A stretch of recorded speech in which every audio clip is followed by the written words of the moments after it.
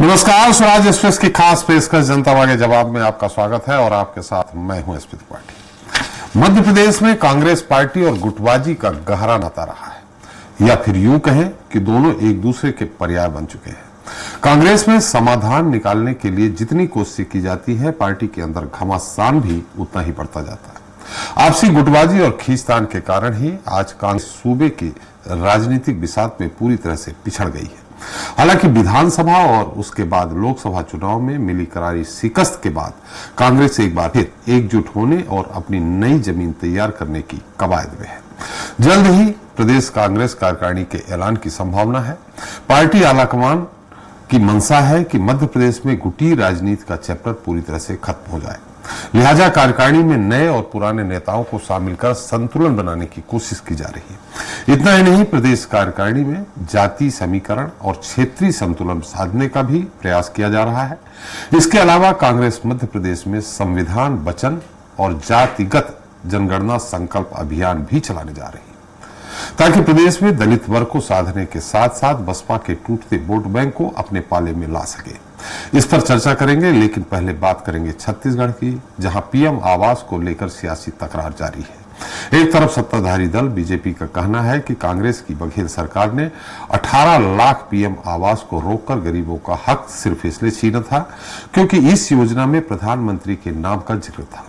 दूसरी तरफ विपक्ष का आरोप है कि डबल इंजन की सरकार छत्तीसगढ़ में केवल जनता को झूठ बोलने का काम कर रही है। प्रधानमंत्री के द्वारा घोषणा कुछ और की जाती है और धरातल में हकीकत कुछ और होती है। बहरहाल वास्तविकता क्या है, इस विषय पर हम चर्चा करेंगे। मुद्दा है आवास पर सियासी तकरार।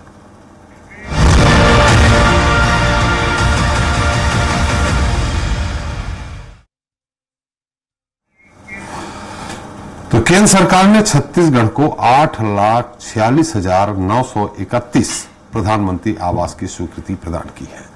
सीएम विष्णुदेव साय ने इसकी जानकारी देते हुए पूर्व की भूपेश सरकार पर जमकर निशाना साधा और कहा कि कांग्रेस सरकार ने गरीबों का हक सिर्फ इसलिए छीना था क्योंकि इस योजना में प्रधानमंत्री के नाम का जिक्र था।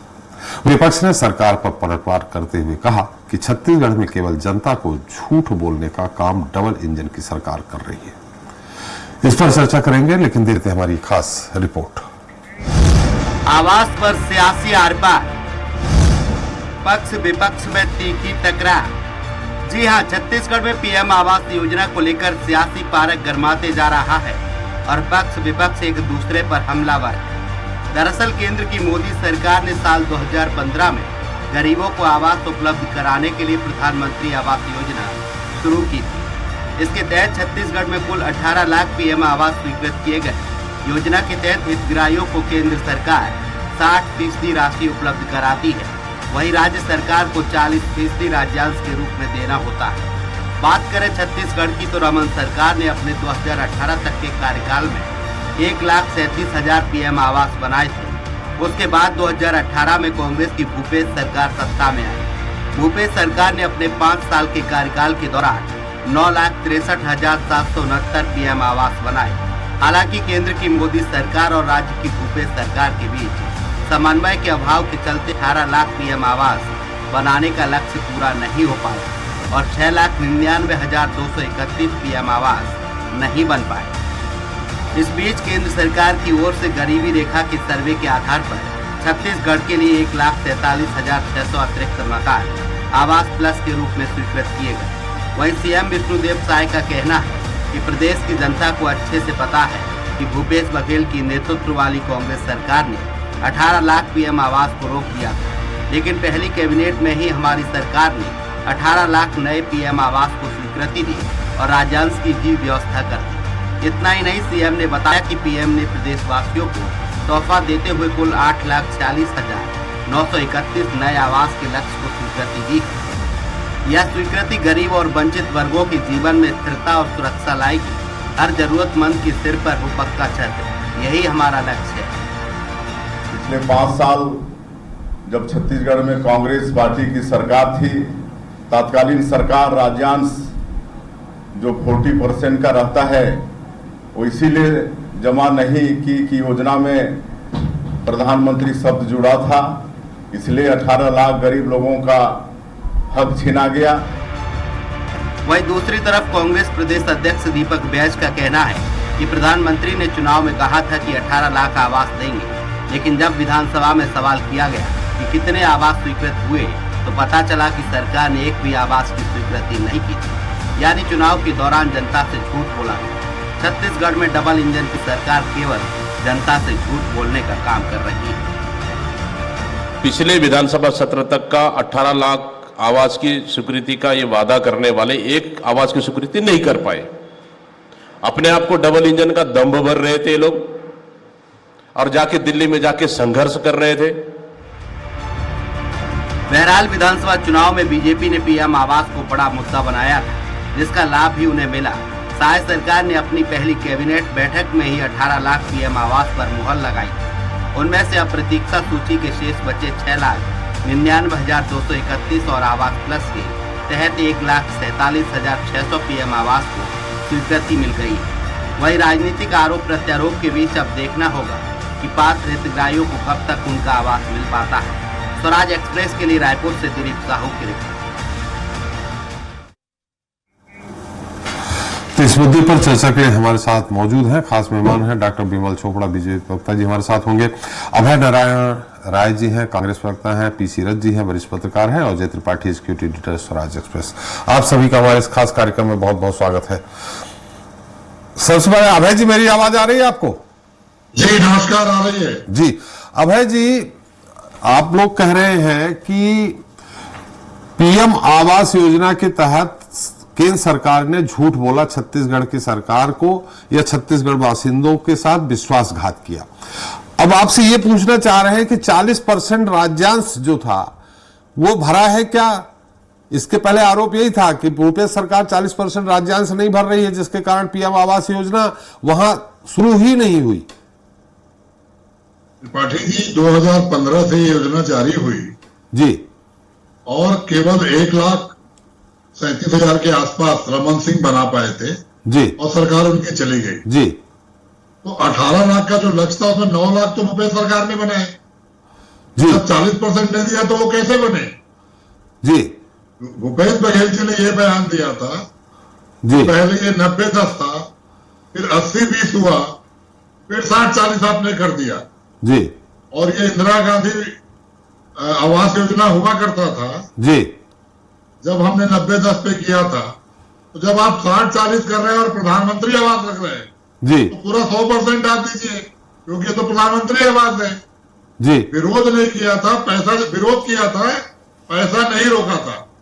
पैसा जमा करने में एक दिन देरी हुई तो केंद्र सरकार ने बहाना बनाकर आवास योजना को रोक दिया जी, और भारतीय जनता पार्टी को मौका दिया सरकार पे आरोप लगाने का, प्रोपगंडा करने का और प्रचार करने का, जो विधानसभा चुनाव के पहले इन लोगों ने किया जी। और 9 लाख अगर आवास हमने बनाए हैं तो बिना राजधान से कैसे बन गए? आज आपने कहा वो 9 लाख जो आपने बनाए हैं राज्यांश, उसका कितना दिया था आपने? राजधान बताया ना, पहले 60-40 कर देती होता, 40 दिया गया जी, और उसके बाद केवल हमने ये कहा कि आप 100% दीजिए अगर इसका प्रधानमंत्री आवास था में तो। जी। कोरोना का समय था, कोयले की रॉयल्टी रोक दी गई, जीएसटी का पैसा रोक दिया गया और सरकार में फंड की कमी की वजह से एक दिन देर हुई थी जमा करने में, तो केंद्र सरकार ने लेने से इनकार कर दिया और उसको फिर प्रोपगेंडा बनाया जी, फिर उसका प्रचार किया, वो भी जमा हो गया। और भूपेश सरकार ने तो अपना सर्वे कराया था जी, राज्य सरकार सर्वे कराकर बनाने की बात की थी और हमने एक किस्त भी जमा कर दिया था। आज ये जिस 8 लाख को स्वीकृत कर रहे हैं, 8 महीने में 18 लाख की बात करते करते ये 8 लाख पे आ गए, उसमें भी 6 लाख पुराना है। और विधानसभा में जब इनसे पूछा गया कि 18 लाख में से कितने आवास बन गए, तो जवाब आया था कि एक भी नहीं बने थे, क्योंकि बने ही नहीं थे। आज जनता के बीच एक प्रेस विज्ञप्ति के माध्यम से, प्रेस कॉन्फ्रेंस के माध्यम से आप फिर बनाने की बात कर रहे हैं, स्वीकृति की बात कर रहे हैं, मतलब 8 महीने में एक भी नहीं बने हैं। मैंने तो कहा था तिरंगा यात्रा जब इनकी निकल रही थी कि जिन शहरों में, जिन गांवों में प्रधानमंत्री आवास बन गए, वहां जाके तिरंगा लगा दे ताकि हम लोग गिनेंगे कितने आवास बने हैं। आज भी जो बात हुई है वो 8 लाख स्वीकृति हो गई और अब बनेगी। साई जी ने तो ये भी कहा था कि जब तक 18 लाख नहीं बनेगा मैं सीएम हाउस नहीं जाऊंगा जी। लेकिन कैबिनेट में मंजूरी करके सीएम हाउस चले गए। कैबिनेट की मंजूरी कितने महीने के बाद दिल्ली की मंजूरी बनी। अब वो दिल्ली का फंड कब आएगा, कब काम चालू होगा, कौन भाजपा का नेता ठेकेदार होगा, उसकी क्या स्थिति होगी, अब इन चीजों पे बात होगी। तो प्रधानमंत्री आवास के नाम पर झूठ बरोस कर आप चुनाव जीत गए।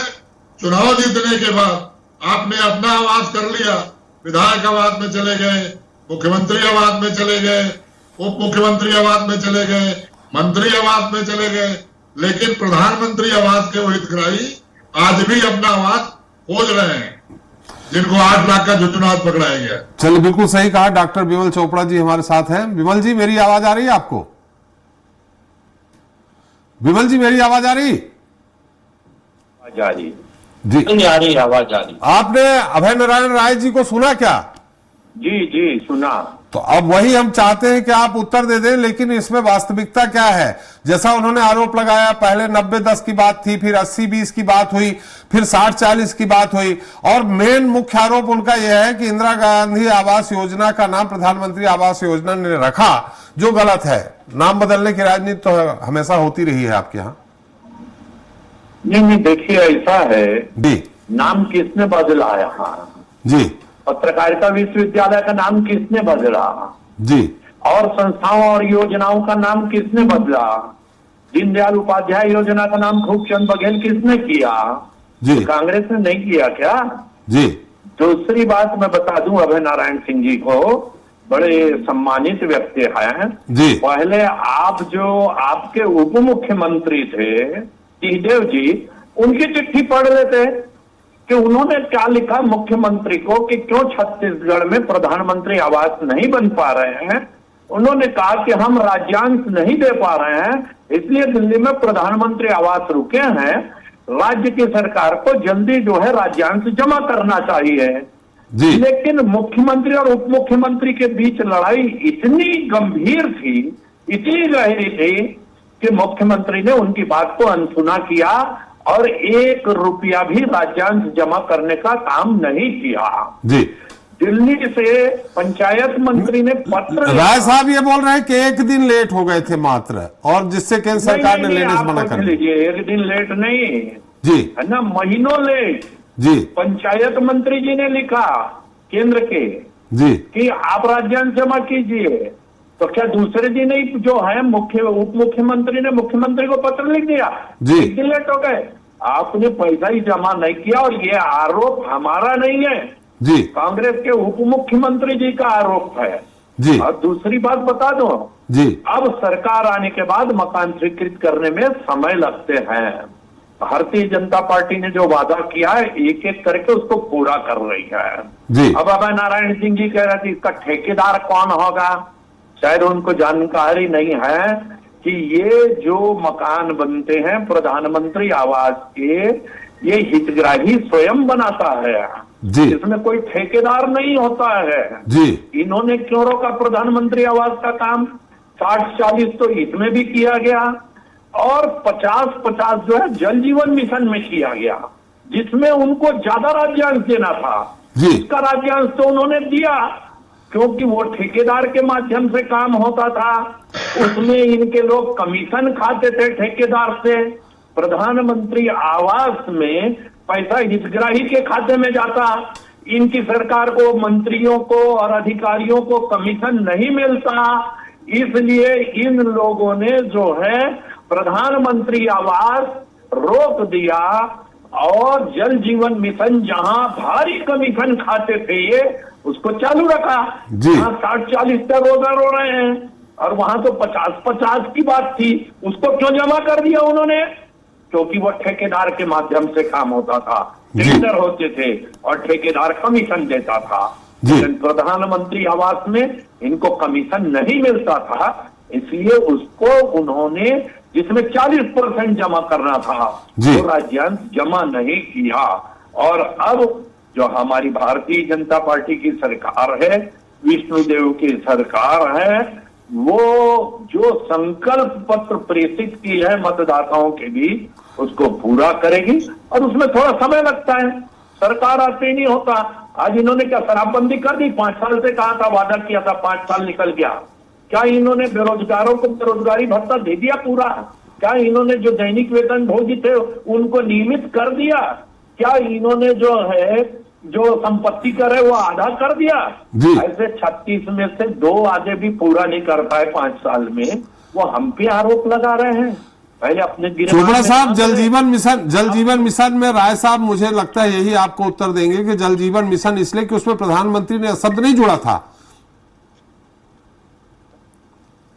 चोपड़ा साहब जी, जल जीवन मिशन में 50% इसलिए जमा किया क्योंकि वो उसमें प्रधानमंत्री जी को क्रेडिट नहीं जा रही थी। जल जीवन मिशन है, नहीं, जल जीवन मिशन तो इंदिरा गांधी की जब योजना चली, इंदिरा आवास जी, तो क्या भारतीय जनता पार्टी के जहाँ नगर पालिका, पंचायत, जनपद जहाँ विधायक थे वहां क्या योजना बंद थी क्या?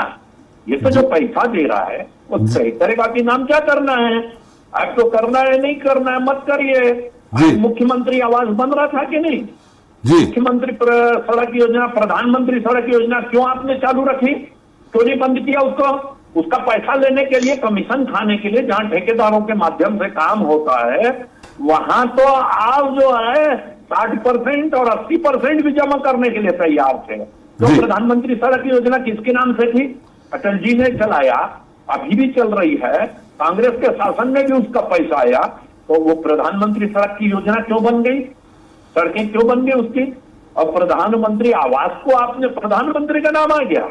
अरे बड़ी विशेष, सिर्फ कमीशन खोरी का मामला है कि इसमें पैसा सीधे जो है हितग्राही के खाते में जाता है आवास का, और जो जल जीवन मिशन का पैसा है और प्रधानमंत्री सड़क का पैसा है वो ठेकेदारों के माध्यम से खर्च होता है, जिसमें भारी कमीशन जो है इस सरकार ने खाया।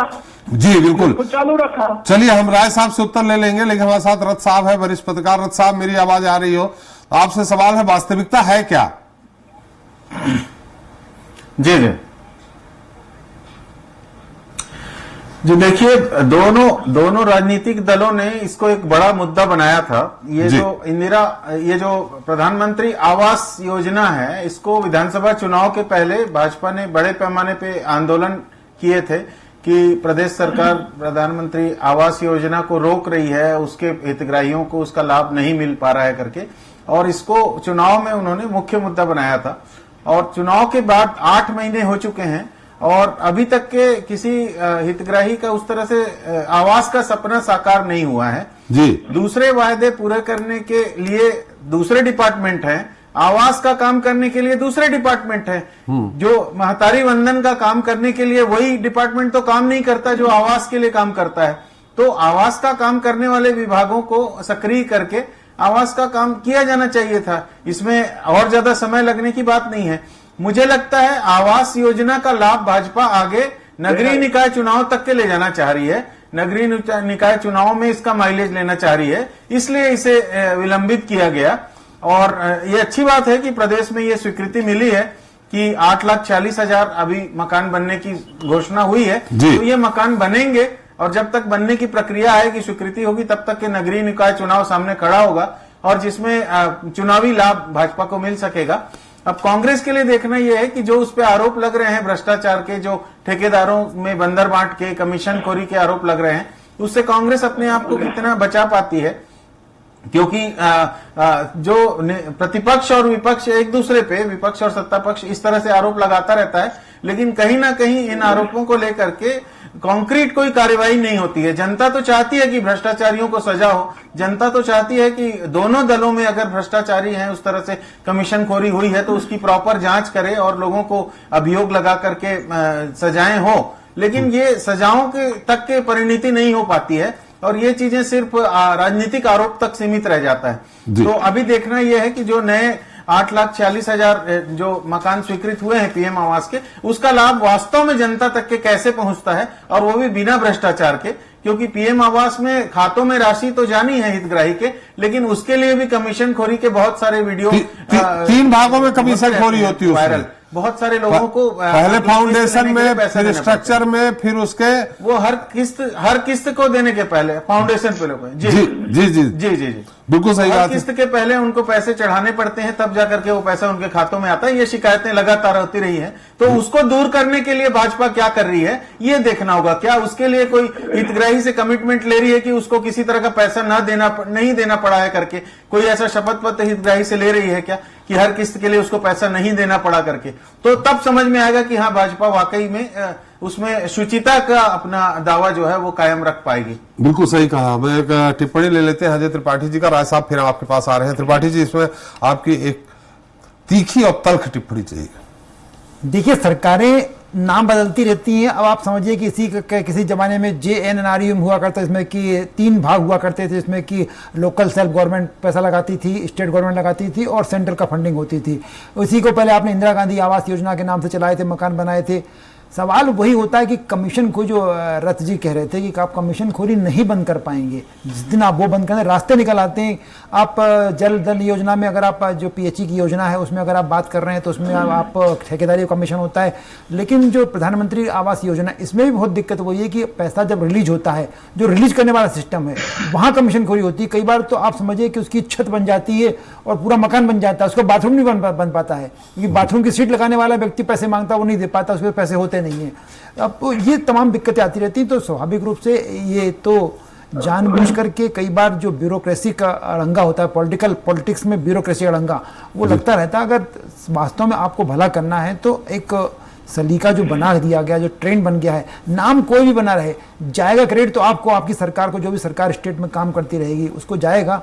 तो लेकिन ये एक मुद्दा अभी हो रहा है कि हो सकता है कि सरकार के दिमाग में सही है कि वो नगर निगम के चुनाव आने वाले हैं, तो स्वाभाविक रूप से सरकार करोड़ों खर्च कर रही, तो उसका क्रेडिट उस पर जाए, एक मैसेज जाए कि सरकार ने गरीबों के लिए, क्योंकि मैं नगर निगम के निकाय में या लोकल सेल्फ गवर्नमेंट में जो वोटर्स होते हैं वो मैक्सिमम वही वोटर हैं जिनके पास ये आवास योजना का लाभ इनको मिलना है, वो हितग्राही हैं। तो सरकार स्वाभाविक रूप से तब देगी और उद्घाटन करेगी। और जैसा कि होता है कई बार, इसमें तो बड़े थोक उद्घाटन होते हैं, एक साथ 14,000 मकानों का उद्घाटन, एक साथ 15,000 मकानों का उद्घाटन, तो सरकार पूरा तामझाम करके करेगी, ये इसमें दिखाई पड़ रहा है।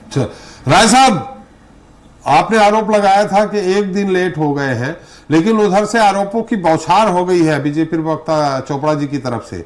उसमें सीधे सीधे उन्होंने जो आपके सामने कि भाई प्रधानमंत्री सड़क योजना क्यों चालू रखी, जल जीवन मिशन में 50% आपको देना पड़ रहा है, फिर भी आपने रखी। और उसका तर्क यही है कि चूंकि ठेकेदार काम करता था, इसमें हितग्राही सीधे नहीं जुड़ा था, इस कारण भूपेश सरकार ने चालू रखा। चूंकि ठेकेदारी में कमीशन नहीं मिला, इस कारण भूपेश सरकार में प्रधानमंत्री आवास योजना का लाभ छत्तीसगढ़ के बासिंदों को नहीं मिला। त्रिपाठी जी, विमल भैया बहुत सीनियर विधायक भी रहे हैं और सीनियर प्रवक्ता हैं जी, और ये है कि उनकी एक अलग छवि है भाजपा में जी। वो भाजपा से बाहर जाके निर्दलीय विधायक बने जी, वो लड़ाई लड़ते रहे हैं, लेकिन भाजपा को, ये आप उनकी तारीफ कर रहे हैं कि व्यंग कर रहे हैं? नहीं, भाजपा को वो जानते हैं जी, कह नहीं सकते जी, वो कहना तो कांग्रेस को ही पड़ेगा जी। जानते हैं भाजपा का ठेकेदार कौन है, जी। जानते हैं कि भाजपा में पीएम आवास में कैसे ईंट की सप्लाई होगी, कैसे रेत की सप्लाई होगी, कैसे सीमेंट की सप्लाई होगी, मुझसे ज्यादा वो जानते हैं जी। क्योंकि 15 साल उन्होंने रमन सरकार को देखा है और रमन सरकार से लड़ा है। इस बात की मैं तारीफ करूंगा जो लड़ते थे। सवाल जल जीवन मिशन का, क्या ठेकेदारी प्रथा बंद हो गई? क्या PWD में ठेकेदारी प्रथा बंद हो गई? क्या रमन सिंह में चली, भूपेश बघेल सरकार में चली, तो विष्णु देव साय में नहीं चलेगी? मैं प्रधानमंत्री आवास की गंभीरता की बात कर रहा हूं कि गरीबों को आवास देना अगर एक योजना है तो पुलिस का काम भी है। हमारे देश से, हमारे प्रदेश से, हमारे शहर से झुग्गी झोपड़ियां हटे, गरीबों को उनका आवास मिले, इससे अच्छी कोई योजना हो नहीं सकती। लेकिन उस योजना के प्रति आप 18 लाख आवास की गारंटी पूरे प्रदेश से बोर्ड मिलेंगे, पहला हस्ताक्षर। अरे भूपेश सरकार ने पहला हस्ताक्षर किया था 11,000 करोड़ ऋण माफी, पहला हस्ताक्षर किया था, धान खरीदी और 2 घंटे के अंदर लागू हुई थी, 2 घंटे के अंदर कर्ज माफ हुआ था। आज साफ तो क्या है, 8 महीने में आप दिल्ली से स्वीकृति करा के ला रहे हैं। गारंटी मोदी की, नाम मोदी का, पैसा केंद्र का, आपको स्वीकृति कराने में 8 महीने लग गए। आप 2 मंत्री नहीं बना पा रहे हैं, आप शिक्षा मंत्री नहीं बना पा रहे हैं, आप आवाज की स्वीकृति नहीं करा पा रहे हैं। आखिर रिमोट की सरकार में रिमोट भी काम नहीं कर रहा है क्या? एक तो ये सरकार रिमोट की है, दिल्ली में रिमोट है, और वो रिमोट के बाद भी अगर आपकी फरियाद नहीं चल रही है, ये अन्याय है कि 8 महीने के बाद स्वीकृत हो रहा है। ये कब बनेगा? और मैंने आशंका व्यक्त की ये ठेकेदारी की भेंट मत चढ़ जाए, ये कमीशन की भेंट मत चढ़ जाए। जिस ईमानदारी से आप चुनाव के पहले बात किए थे, उसी ईमानदारी से आपको लागू करना चाहिए। और विपक्ष के रूप में तो हम बैठे हैं, एक एक मकान आपका हम चेक करेंगे, हमारी निगाह रहेगी। 18 लाख में 8 लाख लाए हो आप, अभी 10 लाख और लाना बाकी है जी। तो पहला साल निकल गया। तो अभी और साल है ना, अभी तो 4-4.5 साल है, ले आएंगे। बिल्कुल मैं सहमत हूं, लेकिन 8 महीने मोदी की गारंटी को, पहले कैबिनेट के फैसले को स्वीकृत कराने में लगा, ये चिंता का विषय है। चलिए 8 महीने क्यों लगे? जी विमल जी, क्यों लगे 8 महीने? और उन्होंने कहा कि भाई ठेकेदारी प्रथा अभी भी बंद नहीं हुई। जो आपने कहा जल जीवन मिशन, प्रधानमंत्री सड़क योजना या अन्य जो योजनाएं हैं, उनमें अभी भी ठेकेदारी बंद नहीं हुई है। देखिए साहब, किसी भी चीज की प्रक्रिया होती है जी, है ना। बच्चे को भी पैदा होने में 9 महीना लगता है जी। 5 साल तो नहीं ले रहे हैं। अरे 8 महीने में यदि 8.5 लाख मकान स्वीकृत हुए हैं तो आपको धन्यवाद ज्ञापित करना चाहिए। और जहां तक आप भ्रष्टाचार की बात कर रहे हैं, 5 साल आपकी सरकार थी, विपक्ष में आपने बहुत आरोप लगाया, नान घोटाला हुआ, क्या एक आरोप पत्र दाखिल कर सके? झीरम में भारतीय जनता पार्टी के नेताओं का षड्यंत्र था, 5 साल में आया कि एक आरोप पत्र दाखिल कर सके? और हमारी सरकार ने इनके जो कोयले में दलाली खा रहे थे वो आज जेल में हैं, जो लोग शराब का घोटाला कर रहे थे वो आज जेल में हैं, जो लोग सट्टा खिला रहे थे काफी लोग जेल में, और बहुत सारे अभी जेल में जाने वाले भी हैं जी। और ये सरकार होती है जो भ्रष्टाचार खत्म करना चाहती है। ठेकेदारी प्रथा कभी समाप्त नहीं होने वाली है साहब, है ना। ठेकेदारी चलेगी। एक चीज हमारे वरिष्ठ पत्रकार रथ साहब ने कही है कि हितग्राही को 3-4 किस्तों में पैसा जाता है, हर किस्त में उसको कमीशन देना पड़ता है। तो आपकी बड़ी सुचता वाली सरकार है, शायद सरकार, क्या वो कमीशन खोरी बंद कर पाएंगे, जिसको एक ब्यूरोक्रेटिक चुंगी कहा जाता है? चुंगी जी त्रिपाठी जी, सुनिए आप, भ्रष्टाचार दुनिया से खत्म हो पाएगा ये तो संभव नहीं है, लेकिन उसे शून्य की ओर ले जाने का प्रयास भारतीय जनता पार्टी कर रही है। मैं रथ साहब को और त्रिपाठी जी को भी बता देना चाहता हूं, और अभय नारायण सिंह जी को भी बता देना चाहता हूं कि हितग्राही के खाते में पैसा जाता है और उसमें ये नियम है, यदि कोई कमीशन मांगता आप शिकायत कीजिए, कार्रवाई होगी। और मैंने सैकड़ों और हजारों मकान देखे हैं हितग्राही के बनते जिसमें किसी प्रकार का कमीशन नहीं लिया गया। मैं नहीं कह रहा हूं कि पूरा कमीशन खत्म हो गया, ठीक है, 2-4-5% में कुछ अधिकारी कर्मचारी जो है इस प्रकार का काम करते हैं, लेकिन भारतीय जनता पार्टी का कार्यकर्ता सजग है, उसके लोग सजग हैं कि हितग्राही के पास जाकर के उनको पूरा पैसा खाते में पहुंचे, ये काम वो कर रहे हैं। और हमने उनका खाता खुलवाया जनधन खाते में। पहले जो नगद ले जाते थे परंपरा कम करने का काम जो है वो भारतीय ने किया। और भारतीय जनता पार्टी गरीबों की पार्टी है। और जो मैंने बताया ये खेल कमीशन का था, क्यों 50% वो दे रहे थे भाई, जल जीवन मिशन का खुशी दे रहे थे, लेकिन 40% वो गरीबों के लिए नहीं दे रहे थे। मैं राज साहब को भी और त्रिपाठी जी को भी बता देता हूं कि मूल कारण यही था कि उसमें कमीशन नहीं मिलता था, इसलिए उसको रोक दिया जाए, और इसमें कमीशन मिलता था इसलिए चालू रखा जाए। प्रधानमंत्री सड़क योजना भी चालू थी, जिसमें आपको जो है कम चार्ज देना पड़ता था। और जो नियम बने वो कोई छत्तीसगढ़ के लिए नहीं, चाहे जहां भारतीय जनता पार्टी की सरकार रही हो, मध्य प्रदेश में, चाहे राजस्थान में, चाहे कहीं भी, वहां के लिए भी यही नियम थे 60-40 के, 50-50 के। कोई ऐसा नहीं कि भारतीय जनता पार्टी की सरकारों को छूट दी गई। ये उसका दुरुपयोग ना करें और उस योजना में इनका मन लगे। चलिए, बिल्कुल राज्यांश बढ़ाया गया। बिल्कुल चोपड़ा साहब, हमारा चूंकि समय भी समाप्त हो रहा है, आपने बहुत अच्छी बात कही। रथ साहब, एक तीखी टिप्पणी आपकी लेनी थी, लेकिन हमारे चूंकि समय की एक प्रतिबद्धता है, समय समाप्त हो गया है। एक बार बहुत बहुत धन्यवाद विमल जी आपका, राय साहब आपका, रथ साहब आपका, हमारे साथ चर्चा में शरीक होने के लिए और अपना अमूल्य समय देने के लिए। तो आज हमने चर्चा की छत्तीसगढ़ में निर्मित होने वाले पीएम आवास योजना पर। आवास तो बनने में अभी समय लगेगा, लेकिन इस योजना की घोषणा के साथ ही राजनीति का श्री गणेश जरूर हो गया है। विपक्ष का कहना है कि केंद्र सरकार छत्तीसगढ़ वासियों के साथ सौतेला व्यवहार कर रही है, जिससे छत्तीसगढ़ के बासिंदे सरकारी योजनाओं का लाभ नहीं ले पा रहे। जबकि सत्ता पक्ष का तर्क है कि पूर्ववर्ती भूपेश सरकार ने प्रधानमंत्री आवास योजना का लाभ उन गरीबों को नहीं लेने दिया जिसके वो हकदार थे। अब जब राज्य में शायद सरकार बनी है, तो यहाँ के लाखों लोगों को इसका लाभ मिलने जा रहा।